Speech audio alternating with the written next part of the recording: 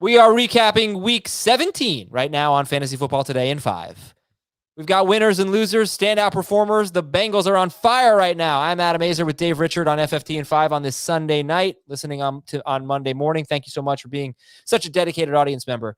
Let's start with Joe Burrow and Jamar Chase, and what a game from them, and a statement that they're making for fantasy managers to consider going into 2022.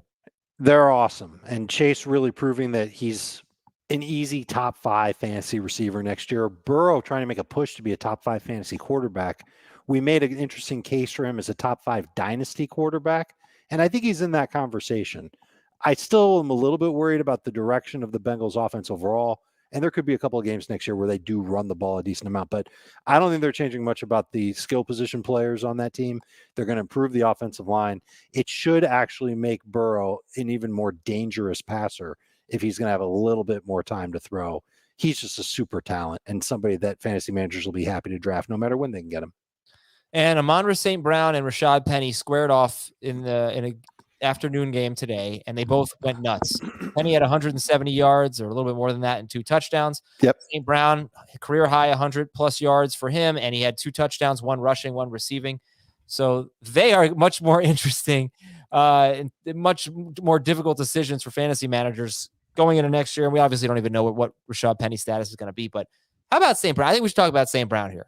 What kind of receiver do you think he's going to be next year? I think he'll be a reliable number 2 receiver. Number 1, number 2 receiver for the Detroit Lions, which will probably put him somewhere between, let's call it 22nd and 30th among wide receivers on draft day. Still have questions about who the quarterback will be there. There's some good fundamental pieces in place in Detroit, but this is an offense that needs to add a wide receiver in a major way. And that wide receiver, someone that's going to stretch the defenses, could open things up underneath for St. Brown. But as I said on the podcast, any receiver that's going to get double-digit targets every week, you've got to figure is going to come through and be a very good fantasy wide receiver. Can he keep that up next year?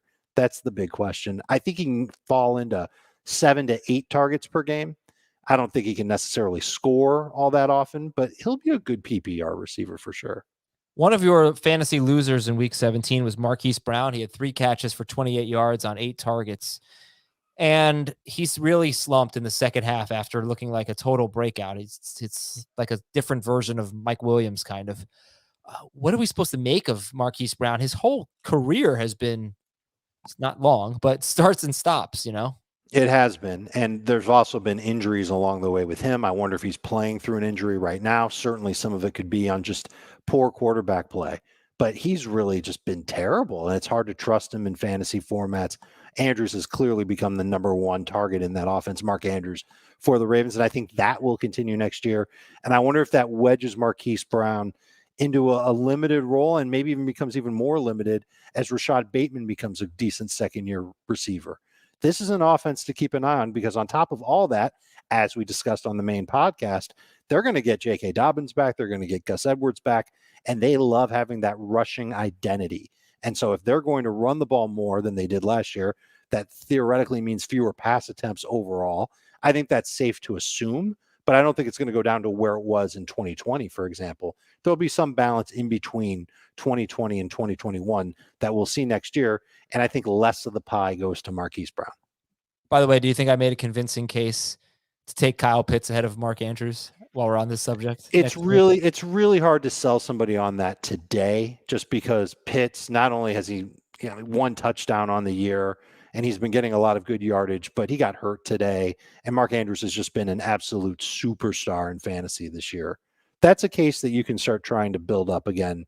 I'd say around March or April. Okay. I'm not sure I believe it, but I think there's certainly a case to be made. Kyle Pitts, after all, goes over 1,000 yards, has the best season yards-wise for a rookie tight end. I think the case that you can make right now is Pitts ahead of George Kittle next year, and maybe even ahead of Travis Kelce next year. I still can't turn down Kelce as my tight end 1. What about you?